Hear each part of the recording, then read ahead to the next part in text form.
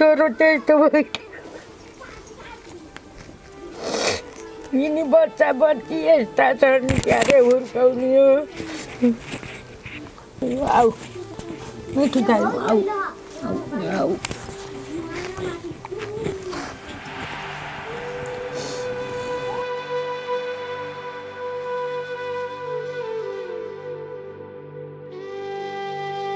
जम्मै लाएर सन्चो गराइदिनुहुन्छ कि भन्ने मलाई त्यही आशा लाग्छ के र अब छोरो बाबु आमा भन्ने आउँदाखेरि आयो के भने सपना देख्दा पनि ए आयो के भन्ने हुन्छ मैले केही भन्न सक्दिनँ हेर्नु जम्मै लाएर सहयोग गरिदिनु सन्चो गराइदिनु तिमीहरूलाई दुःख दिन भन्थेँ के यस्तो भयो अब तिमीले दुःख त पाउने होला बाबुलाई दुःख नदे त्यही भन्नु थियो कुरा गर्दै हस्पिटलमा हजुर भन्दैन दाइ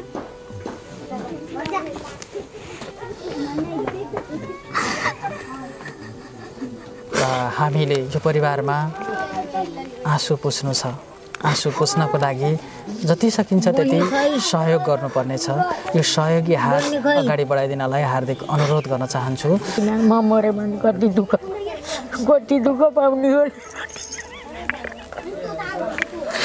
कति दुःख पाउने होला बाउ हातै यस्तै गरेर भए पनि गाउँति भनेर भए पनि जसरी भए पनि यिनलाई स्याहार समार गर्न यस्तै ओझेलका खबरहरू हेर्नको लागि हाम्रो च्यानललाई अझैसम्म पनि सब्स्क्राइब गर्नुभएको छैन भने सब्स्क्राइब गरिदिनुहोला र नजिकै आउने बेल आइकनलाई पनि थिचिदिनुहोला।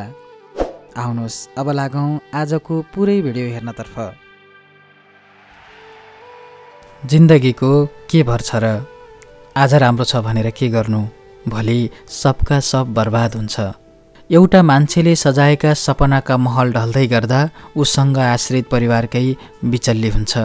दर्शकहरू, आज फेरि यो उमेरकी बुढी आमाको आँसु तपाईहरु माझमा देखाउन विवश बनेका छौं। एउटी दिदीको रुँदा रुँदै अवरुद्ध भएको आवाज र आँसु देखाउन विवश बनेका छौं।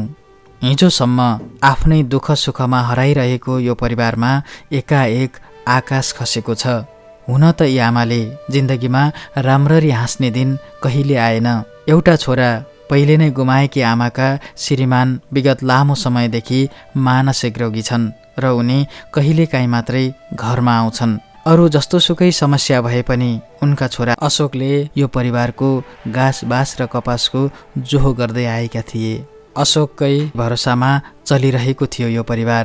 तर यति बेला उनै अशोक हस्पिटलको शैय्यामा फेरि यो परिवारको जिम्मेवारी बोक्ने तरिकाले फर्कन नसक्ने अवस्थामा लडिरहेका छन्। घरमा साना साना दुई नानी बाबुहरू छन्। आमा र श्रीमती आज अशोकको जीवन रक्षाको लागि भगवानसँग प्रार्थना गर्दै आँसुमय दिन बिताइरहेका छन्। करेन्ट लागेर यो अवस्थामा पुगेका अशोकको घरबाट उपचार हुने सम्भावना छँदै छैन। लाखौं रकम उपचारको लागि आवश्यक छ, तर उनीहरूको भएको भनेको यही एउटा घर मात्रै हो। यही पनि सुकुम्बासी घडेरीमा बनेको रहेछ। भगवान जो आउन आएको रहेछ तपाईँहरू भन्ने भयो छ त्यही हो। अब त जान्ने नै मैले भन्न धेरै। नमस्कार दर्शकहरू, सप्तरङ्गी ओझेलका खबरमा हार्दिक स्वागत गर्न चाहन्छु। रेशम बोहरा फेरि तपाईँहरू माझमा अत्यन्तै दुःखदायी भिडियो सामग्री जोड्दैछु र यसको लागि म रूपन्देही जिल्लाको सैना मैना नगरपालिका वडा नम्बर 6 को विजयपुर भन्ने ठाउँमा आएको छु। यहाँबाट केही दिन अगाडि मात्रै मैले अत्यन्तै दुःखदायी खबर सुने कि एकजना यो घरको आशा भरोसाको केन्द्र, एकजना बुढी आमाको सहारा छोरा आफ्नो काम गर्ने क्रममा बिजुलीको करेन्ट लागेर यति बेला हस्पिटलमा जीवन मरणको दोसाँधमा हुनुहुन्छ भन्दा पनि फरक पर्दैन, हामीले जुन बुझेका छौँ। र हस्पिटलमा उहाँको उपचार हुँदै गरेको अवस्थामा हामी हस्पिटलमै पुग्न पनि चाहन्थ्यौँ र आज हामी उहाँलाई हस्पिटलमा भेट्ने गरी आएका त थियौँ, तर उहाँको उपचार जुन भैरवामा भइरहेको थियो, भैरवाबाट अहिले काठमाडौँ लगिएको छ उपचारकै लागि। र उहाँको घर परिवारको अवस्था कस्तो छ त भनेर बुझ्दै गर्दा घर परिवारको अवस्थाले झनै हामीलाई छोयो। अशोक घिमिरे दर्शकहरू, उहाँले बिजुलीको वायरिङसँग सम्बन्धित काम गर्नुहुँदो रहेछ। बेलुकी 5 बजेको थियो, लगभग काम सकेर घर फर्किने बेलामा छोराको अथवा श्रीमानको खबर आयो कि करेन्ट लागेर हस्पिटलमा लगिएको छ। त्यो सँगै आमाका आँखा ओभाना छैनन्। अशोक घिमिरेको उपचारको लागि केही सहयोग जुट्नेछ भन्ने अभिप्रायका साथ आज हामीले यो दुःखदायी भिडियो तपाईँहरू माझमा सार्वजनिक गर्दैछौँ। आमा म बोल्दै गर्दा भक्कानी सक्नुभएको छ। हुन त हामी आउँदै गर्दाखेरि पनि उहाँको आँखामा आँसु थिए। के भनेर सोध्न त, तर पनि छोराको कुरा त हामीलाई थाहा भयो। आमा, हजुरको छोराको, हजुरको घर परिवारको अवस्था चाहिँ कस्तो छ? बाबा पनि बिरामी हुनुहुन्छ अरे, यहाँ पनि हुनुहुन्न भन्ने पनि थाहा पायौँ। त्यहीँबाट सुरु गरौँ है। बाबा त अब पहिल्यैदेखिबाट मसित एक्लै भएर बस्नुभएको 20-22 वर्ष भइसके। उहाँको अब पहिलाको छोरो पनि त्यस्तै गर्दाखेरि गएको उसमा उहाँलाई त्यत्तिकै करेन्ट लाग्यो नि, जुन नसो अब के भयो के भयो उहाँलाई बिहोसमा हुनुहुन्थ्यो। बिहोसबाट जागेपछि उहाँको अब अवस्था त्यस्तै भयो। कहाँ हुनुहुन्छ अहिले? तल गाउँमा हुनुहुन्छ, एक्लै बस्नुहुन्छ। हजुरहरूलाई चिन्नुहुन्छ? चिन्न त आउने बस्ने पनि यसो गर्नुहुन्थ्यो। छोरो यस्तो भयो भनेपछि उहाँलाई झन् बर्ता भयो। उहाँ आउनुहुन्न, चलाउन छैन। हाम्रो त यही छ, यही घर बास भनेको यही हो। यो अब घर परिवारको हजुरहरूको सहारा भनेको छोरो जो यतिर अब बाउ पाल्ने पनि छोरै, आमा छोराछोरी पाल्ने पनि छोरै भनेर बसिया थियौँ के र अब छोरो चाहिँ यस्तो भइदियो, सन्चो हुन्छ कि भन्ने आशा जम्मै लाएर सन्चो गराइदिनुहुन्छ कि भन्ने मलाई त्यही आशा लाग्छ के र। अब छोरो बाबु आमा भन्ने आउँदाखेरि आयो के भने सपना देख्दा पनि आयो के भन्ने हुन्छ। मैले केही भन्न सक्दिनँ। हेर्नु, जम्मै लाएर सहयोग गरिदिनु, सन्चो गराइदिनु, मैले त्यही जानेछु। केही भन्नै आउन्न, पढाइ छैन कि छैन, अनपढ छु। अलिअलि पढ्यो लेख्यो बापर भन्न पनि जान्दाम के र। अब पढाइ लेखाइ छैन, अझै अक्कल बन्द भयो, आउँदै आउन्न। पछि आउने पनि भन्दाखेरि आउँदै आउन्न, मलाई केही जो आउन्न। त्यस्तै छ। मलाई जति सक्यो हजुरहरूका सहयोगले, जताततैको सहयोगले छोरो सन्ची गराइदिनुहोस्, त्यही छ मलाई एकदम शुभकामना। भगवान्को रक्षा, भगवान् जो आउनु आएको रहेछ तपाईँहरू भन्ने भएको छ, त्यही हो। अब त जान्दिनँ मैले भन्न, धेरै आउँदै आउन्न। भन्छु भने पनि भक्कानी नआउँछ, आउँदै आउन्न। सरको पिँढी घरबार त्यही भएर मलाई सधैँ दबाई खाएर बाँच्नुपर्छ। छोरो त्यस्तो भयो।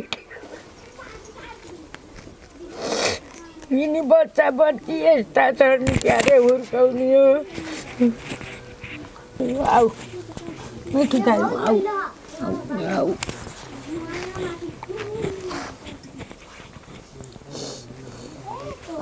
म खान्न, खाऊ तिमीले खाऊ,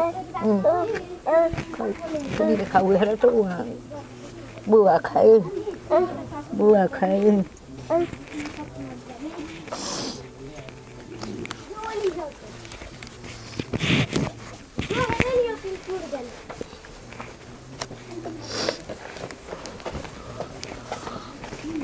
आज कति दिन भयो दुर्घटना भएको?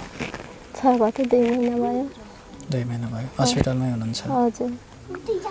हजुरले पनि 5 बजेपछि घर आउने बेलामा थाहा पाउनुभयो? नै, घर आउने बेला नै भान्जाले फोन गर्नुभयो। भान्जा जानुभएको थियो, भान्जाले फोन गरेर माइजू मामालाई फोन नगर्नु है, मामालाई यस्तो यस्तो टाइपका घाउ ल्याएर हस्पिटल लानु बोल्नुहुन्न भने अरे बोल्दा फेरि तपाईँले बोल्दा आत्तिनुहुन्छ फोन नगर्नु भन्नुभयो। अनि मैले फोन गरिनँ, एकैछिन फोन गरिनँ। अनि फोन यथासम्म नि बढी भएर कि फोन नगरेको भनेर त्यही काम गर्ने मान्छेलाई बान्जालाई दिनु त मोबाइल भन्नुहुन्छ त यस्तो यस्तो भएर माइत हिम्काले लिएर जानुभयो, सालुन्डी लानुभयो भनेपछि अनि दाइलाई फोन गरेँ। दाइलाई फोन गरेर दाइ ज्वाइँलाई यस्तो यस्तो भयो अरे जानु त भन्दा दाइ जानुभयो। अनि दाइले भन्नुभयो नानी टाँका त लाह अहिले 24 घन्टापछि छोडिदिन्छु भनेर भन्नुभयो दाइले। म आउँछु नि दाइ भनेको राति यहाँ भान्जी त कसरी आउँछौ र भो नआऊ अब घर ल्याउँदै हम भन्न घर ल्याउन थाल्दा अनि पिसाब रोकियो, फेरि पिसाब रोकियो भनेर बुटोल लगाएर पनि ठिकैको खुट्टाहरू चले राम्रै छ अब घर ल्याउने हो भनेर घर ल्याउने राति फेरि खुट्टा बन्द भयो, खुट्टा बन्द भएर अनि भैरवतिर लिएर गइयो। तपाईँले त बुटोलमै भेट्नुभयो? हजुर बुटोलमा भेटेको, त्यो खुट्टाहरू उहाँ भैरव लाने भनेर गएको। घरमा पनि समस्या पहिलेदेखि नै रहेछ, बाबा पनि बिरामी हुनुहुँदो रहेछ, हजुर उपचार गराउन सक्नु भएको रहेनछ होइन? कहिले राम्ररी हुनुहुन्छ, कहिले अब आउँदै आउँदैन त्यस्तै खालको। अब उहाँको उपचारको लागि तपाईँहरूको तर्फबाट केही सक्ने सम्भावना छ त? नै छैन।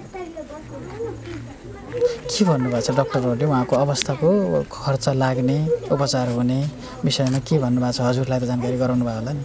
अब सन्चो हुन्छ, अब कहिलेसम्म हुने 1 वर्ष लाग्न नि सक्यो 2 वर्ष लाग्न नि सक्यो, सन्चो हुन्छ उनीहरूलाई भन्नुभएको थियो सधैँ। मेन कुरा त सन्चो त उपचारपछि होला भन्ने हामीलाई त त्यही नै छ सबैभन्दा ठुलो कुरा आशा होइन, हुन्छ नै। तर त्यसको लागि खर्चको कुरा भयो सबैभन्दा धेरै होइन, ठुलो कुरा भनेको खर्चको कुरा भयो। त्यसको लागि कति जति खर्च लाग्ने भनेर केही भन्नुभएको छ डक्टरहरूले? अहिले त फेरि भैरवबाट फेरि काठमाडौँ पुऱ्याएको कुरा पनि छ। नै मैले सोधिनँ, दिदीलाई सोधेको थिएँ कति जति लाग्छ नि। अब तिमीले केटाकेटीको उसर्ने कि पैसाको टेन्सन गर्ने हामी हिँड्छ, भाइलाई ल्याएपछि बल्ल भनौँला भन्नुभयो छैन। दिदीहरूले केही गर्न सक्ने सम्भावना छ? नै छैन। त्यहाँ 10 जति ला भन्नुभएको थियो, सोधेको 9-10 ला, अब उहाँ कति लाग्यो भन्नुभएको थियो त्यति हो।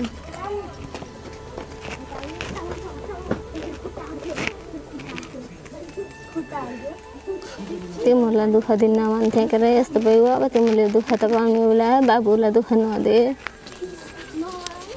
त्यही भन्नुभएको थियो। हजुर बाबु सानो छ त्यसलाई केही नभने त्यो नै भन्नुभएको थियो।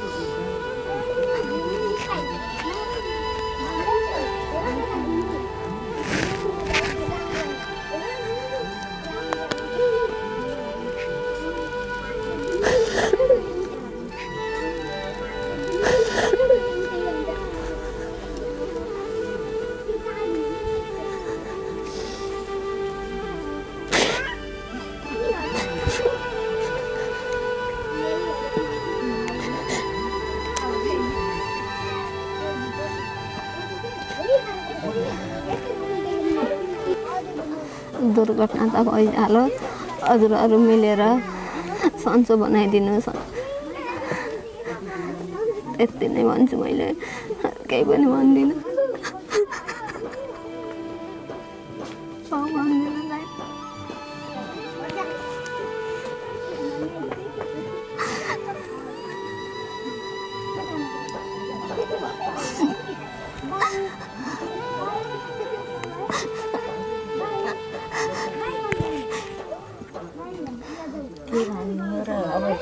छोरो संसारमा भयो, सासू पाल्न पर्यो, ससुरो पाल्न पर्यो, दुःख त यसै माथि त भएको र अब बुहारी रोएर त्यसो चाहिँ मैले भन्न जान्दिनँ। अब के गरौँ, अब यही नै रिक्सा भर पनि छोरो सन्च भयो त छोराको भर पर्ने नयाँ यही बुहारीको भर पर्ने हो। अब बुहारीले ससुरो पाल्ने कि स्यासु पाल्ने कि घरवासको यस्तो छ हरिगत। अब के गरौँ हजुरहरूले जतातो भए पनि सहायता गरेर छोरालाई छिटोभन्दा छिटो सन्च हुने उ गरिदिनु होला। मैले त परमेश्वर आए जत्तिकै लाग्छ तपाईँहरूसित। जम्मै गाउँका दाजुभाइ दिदीबहिनी जम्मै आमा बुवा जम्मै लाएर मेरो छोरालाई सन्च गराइदिनु होला। त्यही छ मेरो शुभकामना त्यही छ। मैले त अब के भन्ने हो र यत्रा नाति नातिना म मऱ्यो भने कति दुःख पाउने होला कति दुःख पाउने होला। बाउ हातै यस्तै गरेर भए पनि गाउँति भनेर भए पनि जसरी भए पनि यिनलाई स्याहार सम्हार गर्न त्यस्तै छ। हेर्नुहोस् अब म के भइहाल्यो भने यिनीहरूले के गर्ने होला गर्ने हुन्छ। अब बाउको न बाउको हाड ससुराको हाड भयो सासु यति कमजोरी ओक्यार्ने त्यही सहन पर्ने हुन्छ। जस्तो भए पनि बाबुलाई जतातो भए पनि उ गरिदिनु होला। जम्मै सुनेका दाजुभाइ दिदीबहिनी आमा बुवा जम्मै आएर भए पनि कोसिस गरिदिनु होला। कोसिस गर्दै हुनुहुन्छ अझै पनि गर्दै गर्नु होला। मेरो यति छ अझ धन्यवादमा बोल्न सक्दिनँ। दर्शकहरू जसको आशा भरोसामा एउटा परिवार चलिरहेको छ त्यही भरोसा आज यसरी हस्पिटलको शैय्यामा छटपटाइरहनु भएको छ भने उहाँको भन्दा छटपटाइ यो परिवारको छ, आमाको छ। साना साना बच्चाहरू हुनुहुन्छ, छोरा हुनुहुन्छ, नानी हुनुहुन्छ। नानीलाई त त्यति थाहा पनि छैन होला, तर बाबा कहाँ जानुभएको छ भनेर सोधिरहनुहुन्छ अरे। अब जवाफ कसरी दिनुहुन्छ होला त्यो आफ्नो ठाउँमा छँदैछ दुःखदायी कुराहरू। उहाँको आँखामा हामीले केही प्रश्न सोधेसँगै आँसु आए, त्यसपछि आवाज आउन सकेन र हामीले धेरै बोल्न पनि लगाउन सकेनौँ। दर्शकहरूले बुझ्नुभएको छ हामीले यो परिवारमा आँसु पुस्नु छ। आँसु पुस्नको लागि जति सकिन्छ त्यति सहयोग गर्नुपर्नेछ। यो सहयोगी हात अगाडि बढाइदिनलाई हार्दिक अनुरोध गर्न चाहन्छु। र दर्शकहरू सबैलाई थाहा छ कि हामी जहाँ गएर विषय उठाएका हुन्छौँ, सहयोगको अपिल गरेका हुन्छौँ, त्यहाँ हामीले सहयोगको सुरुवात अथवा खाता पनि खोलेका हुन्छौँ। त्यही चरणमा हामीले सानो भए पनि सहयोगको सुरुवात गर्न चाहन्छौँ। यही सहयोगमा तपाईँहरूका हात जुट्नेछन् भन्ने अपेक्षा पनि हामीले लिएका छौँ र सहयोग गर्ने माध्यमहरू पनि हामीले स्क्रिनमा छोडिरहेका छौँ। तपाईँले सिधै सम्पर्क गरेर पनि सहयोग गर्न सक्नुहुन्छ। र मैले उहाँहरूलाई अहिले यो सहयोगको खाता खोल्दै गर्दा रु 10,000 रुपियाँ हस्तान्तरण गर्दैछु र यो रु 10,000 पूर्मी राई दिदी हुनुहुन्छ, उहाँ अमेरिकामा हुनुहुन्छ। उहाँकै तर्फबाट मैले यो 10,000 दिँदैछु र यो 10,000मा तपाईँहरूले सबैले साथ दिनुहुनेछ भन्ने अपेक्षासहित यो रकमलाई मैले हस्तान्तरण गर्दैछु। र उहाँहरूको सम्पर्क माध्यम पनि हामीले स्क्रिनमा छोडिरहेका छौँ र सहयोग गर्ने खाता नम्बर पनि हामीले स्क्रिनमा छोडिरहेका छौँ। त्यसै गरी हाम्रै माध्यमबाट उहाँहरूलाई सहयोग गरौँ भन्ने तपाईँलाई लाग्छ भने हाम्रा सहयोगका माध्यमहरू पनि हामीले स्क्रिनमा छोडिरहेको जानकारी गराउन चाहन्छु। र यहीँ थोरै कुरा के पनि जोड्न चाहन्छु भने हाम्रो मनकारी नेपाली दाजुभाइ दिदीबहिनीहरूले देश विदेशबाट पठाएको सहयोग रकम हामी जुन रफ्तारका रूपमा हामीले काम गरिरहेका थियौँ, विश्वव्यापी रूपमा फैलिएको कोरोना महामारीको कारणले गर्दाखेरि हामी आफ्नो निरन्तर कर्मलाई गर्न सकिरहेका छैनौँ। यो कुरा धेरै दर्शकहरूले बुझ्नु पनि भएको छ र केही सहयोग रकमहरू हामीले सम्बन्धित ठाउँमा पनि पुर्याउन नसकिरहेको अवस्था पनि तपाईँहरू माझमा जानकारी गराउन चाहन्छु। र आगामी दिनमा अबदेखि निरन्तर रूपमा हामी हरेक ठाउँमा पुग्ने पनि जानकारी गराउन चाहन्छु र केही समयपछि हामी सबै भिडियो सामग्रीहरू तपाईँहरू माझमा जोड्नेछु। यो पनि अनुरोध गर्दै यो परिवारलाई फेरि पनि सहयोगको अपिल गर्न चाहन्छु र आजको यो भिडियो सामग्रीबाट बिदा हुन चाहन्छु। हस्त नमस्कार, म लेखनाथ भण्डारी। घर चाहिँ मेरो यहीँ रामपुर सैन्य महिना 6। म जन्मेको हुर्केको र मेरो पाडा गुल्मेउगा, मेरो अहिले बसाइ बुटोल दिपनगर।